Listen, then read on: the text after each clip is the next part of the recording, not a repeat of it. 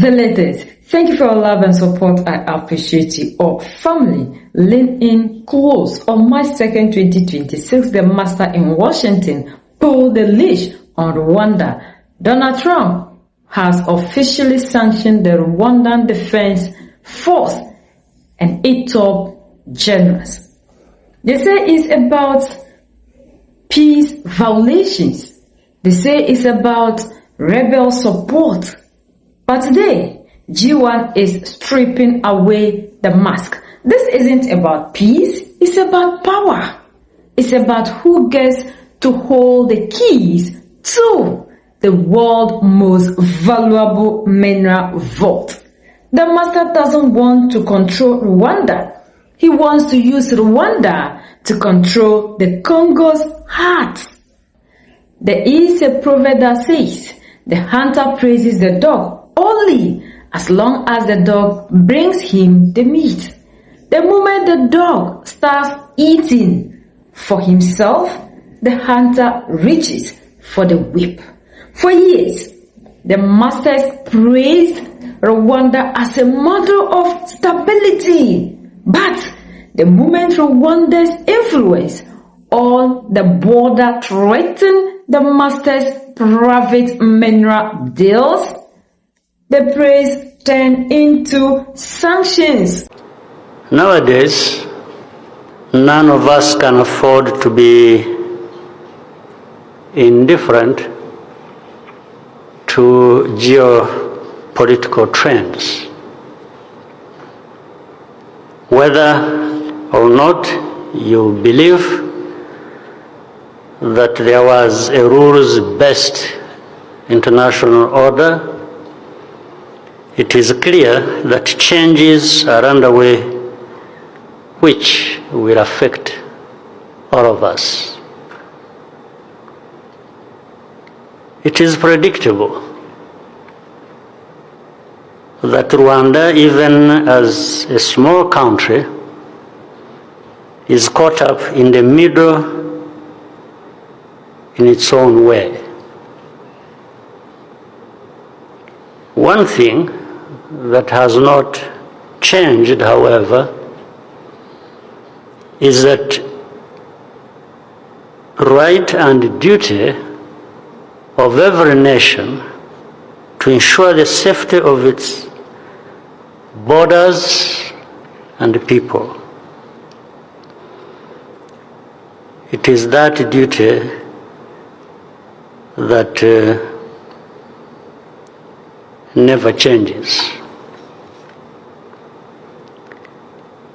Rwanda is no exception. And yet, for reasons that continue to elude us, Rwanda is consistently asked to ignore threats to its security and compromise its national defense. The conflict in eastern DRC is not new. It's neither new nor is it too difficult to understand. It has been prolonged for decades due to neglect and complacency, notably by those with the power to make the biggest difference in resolving it. Rwanda's security concerns stem from the continued presence of the FDLR and its violent extremist ideology, which is the ideology of genocide. Unfortunately, that seems to have some backers in the region and beyond, under all kinds of guises. In the late 1990s, cross-border attacks by this militia from the territory of DRC claimed thousands of lives inside Rwanda. The Congolese government has provided political cover and financial support to FDLR and integrated this group into its military structures, from where it now operates with total impunity. They attacked Rwanda on multiple occasions.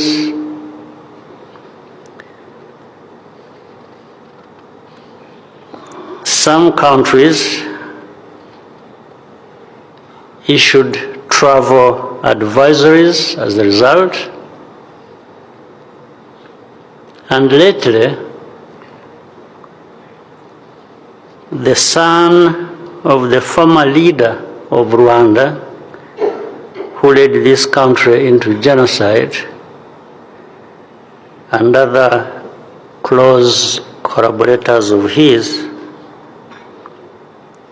have been visiting Kinshasa in order to deepen the alliance with FDLR, and they have more or less openly been welcomed there. We have consistently raised these issues in every relevant forum and directly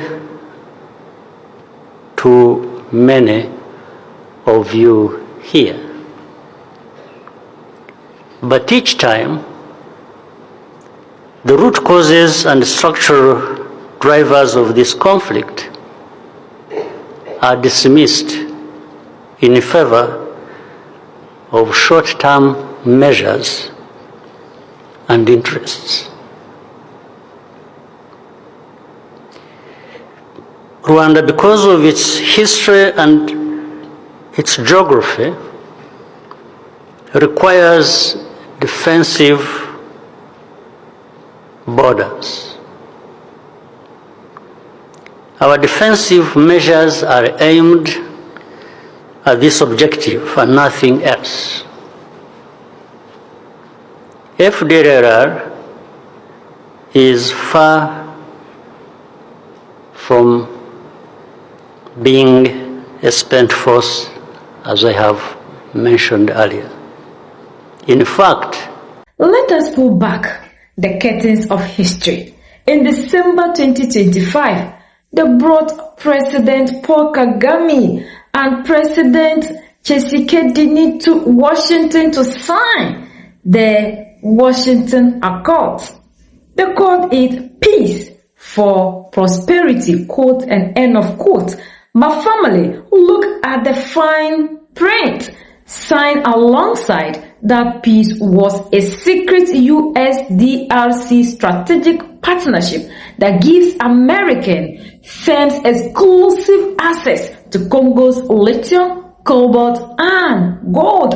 The masters are repeating the same game they played in 1986 while Thomas Sankara was in Tehran on June 14, 1986, trying to pull a bridge of resistance. The masters were busy carving up Africans' resources behind closed doors. Today, they are using sanctions to clear the way for their own mining trucks. Why is Washington so desperate for the border? Because the Democratic Republic of Congo holds 70% of the world's cobalt and massive reserves of lithium. In January 2026, the DRC government gave Washington a short list of state-owned assets called the Strategic Asset Reserve. These are the crown jewels of Africa. The lithium licenses, critical for the master's electronic car industry. The cobalt project, essentially for the master's military technology. The gold permit, to keep the master's dollar from collapsing. The masters realize that as long as Rwanda-backed forces are on the border, American companies have to negotiate with Africans. They want to remove the African middleman and deal directly with a weakened Kinshasa. They are using sanctions as a wrecking ball to ensure only U.S. companies have right of first offer on African soil. This is a warning to every African leader. The master has no friends, only interests. Kagame was the peace partner in December. By March, he is a sanctioned violator. If you host a US-based thinking it is a shield, look at what is happening to the Rwandan president. Look at what is happening to the Middle East, the Gulf nations, before you believe that hosting US military bases is a shield. We've seen the Gulf nations crying out to the world that when things became tense, their masters ran and left them to the mercies of Iranian missiles. Africans, we are the only people that can change the narrative. Why should we continue to be giving our precious things that will empower us to other people while we continue to be begging in front of these people? They are not happy with Iran because Iran refused to be like Africa that will be bowing down to them. African leaders, you are the reason to which Africa is not moving forward, because we believe so much in policing the master instead of policing ourselves. And these are not my words. The ECOWAS chairperson, Julius Maada Bio, the president of Sierra Leone, made this clear to us when he visited Davos. According to him, you are protecting borders instead of protecting the people. And who are the borders? We know the borders were imposed on us by the colonizer. It is time for our leaders to wake up. If we don't fight for ourselves, we can never get anywhere. And foreign shield is a borrowed mat. And the master or the owner can wake us up at any time to take it.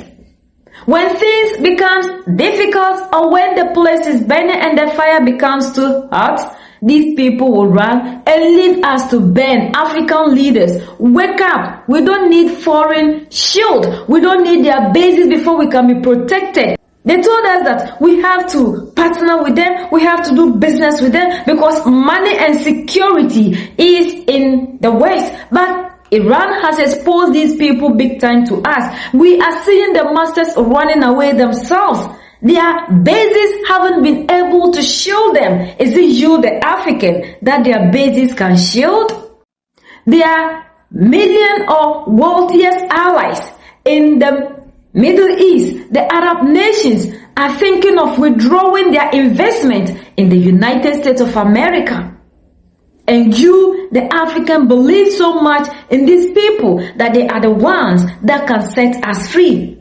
Paul Kagame is sending a warning to all of you. If you are of benefit to them, you are the good master. You are the good partner. But the day your value will end, you become what they have done to Paul Kagame. It's a lesson to all of us. It's either we learn in this new world that we have entered, because the old world has ended. We are now in the new world. It's either we change alongside the world or we continue to be in the old world, and the other ones will continue to use Africans as their playground. We are the only ones that can set ourselves free. United we stand, divided we fall, and united we keep standing forever and ever. The greatest enemy of the African is mental slavery. So let's decolonize ourselves from mental slavery. Let's keep sharing to educate our brothers and sisters. Together we'll make Africa great for ourselves and the next generations that are going to come. So that's the latest around the world, in Africa and in Rwanda.